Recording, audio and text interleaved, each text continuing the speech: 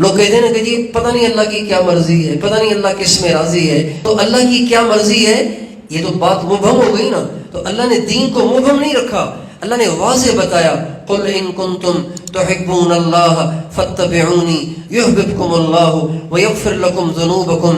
اے میرے نبی ان کو بتاؤ اگر تمہیں اللہ سے سچی محبت ہے تو پھر اللہ کی مانو. اور اللہ کی ماننا یہ ہے کہ حضرت محمد صلی اللہ علیہ وسلم کے سچے غلام بن جاؤ. فاتبعونی قل ان کنتم تحبون اللہ فاتبعونی یحببکم اللہ ویغفر لکم ذنوبکم واللہ غفور رحیم. اے میرے نبی آپ ساری دنیا کے سارے انسانوں کو اعلان کر کے سنائیں اگر تم اللہ سے پیار کرتے ہو تو پہلے تمہیں میرا غلام بننا پڑے گا. جب تم میرے غلام بن جاؤ گے تو اس کا انعام اللہ تمہیں یہ دے گا کہ تم اللہ کے محبوب بن جاؤ گے.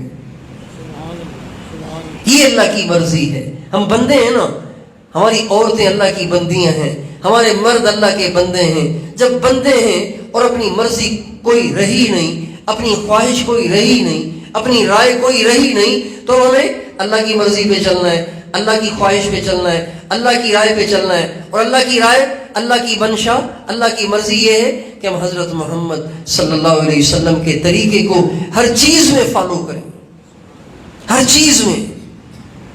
آج ہم لوگ اپنی زندگی میں غور کریں گے نا تو ہمیں قدم اٹھاتے ہوئے، کوئی کام کرتے ہوئے، کسی کے ساتھ رویہ اور سلوک اپناتے ہوئے، شادیاں کرتے ہوئے، غمیاں جھیلتے ہوئے ہمیں یہ بات یاد نہیں رہتی کہ اس میں میرے آقا کا کیا طریقہ ہے، اس میں میرے آقا کا کیا طریقہ ہے. یہ بات یاد نہیں رہتی. حضور اکرم صلی اللہ علیہ وسلم کو یاد تو ہر مسلمان کرتا ہے، ہر مسلمان آپ سے پیار کرتا ہے، لیکن حضور اکرم صلی اللہ علیہ وسلم کی یاد آتی ہے مخصوص مہینوں میں، مخصوص دنوں میں، مخصوص موقعوں پہ. اور اس سے دین مکمل نہیں ہوگا. دین مکمل تب ہوگا جب تاجر تجارت میں حضور کو یاد رکھے، زارع زراعت میں، کسان زراعت میں، زمیندار زراعت میں اپنے آقا کو یاد رکھے، ملازم دفتر کی کرسی پہ بیٹھ کے حضور اکرم صلی اللہ علیہ وسلم کو بھولے نہیں، دفتر میں بیٹھ کے بھی حضور کو یاد رکھے، وزیر وزارت کی کرسی پہ بیٹھ کر حضور اکرم صلی اللہ علیہ وسلم کو یاد رکھے، صدر صدارت کی کرسی پہ بیٹھ کر حضور اکرم صلی اللہ علیہ وسلم کو یاد رکھے. ہمارا نوجوان جب دولہا بنے تو اسے پتہ ہونا چاہیے کہ دولہا بننے میں میرے آقا کا کیا طریقہ ہے. ہماری بچی جب دلہن بنے اسے یاد ہونا چاہیے کہ دلہن بننے میں میرے آقا کا کیا طریقہ ہے.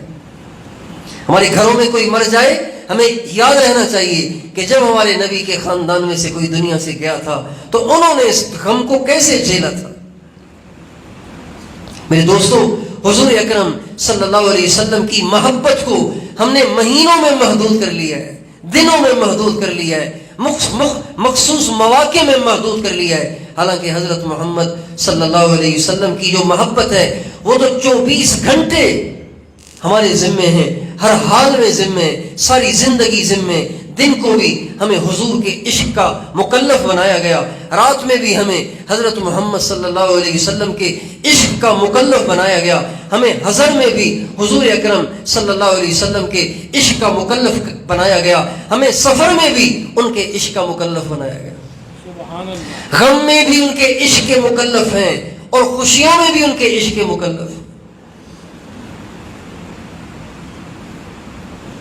حضور اکرم، آپ اندازہ لگائیے کہ اللہ تعالیٰ نے جن کی غلامی کا ہمیں حکم دیا ہے وہ ہیں کون؟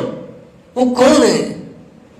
کسی عام سے آدمی کی غلامی کے مکلف نہیں ہوئے ہم. اللہ تعالیٰ نے کتنا بڑا انعام کیا، کتنا بڑا احسان کیا، کتنی بڑی مہربانی فرمائی، کتنا بڑا فضل ہو گیا کہ اللہ نے ہمیں ان کا غلام بننے کا مکلف بنایا ہے کہ جن کی غلامی پر فرشتوں کو بھی فخر ہے.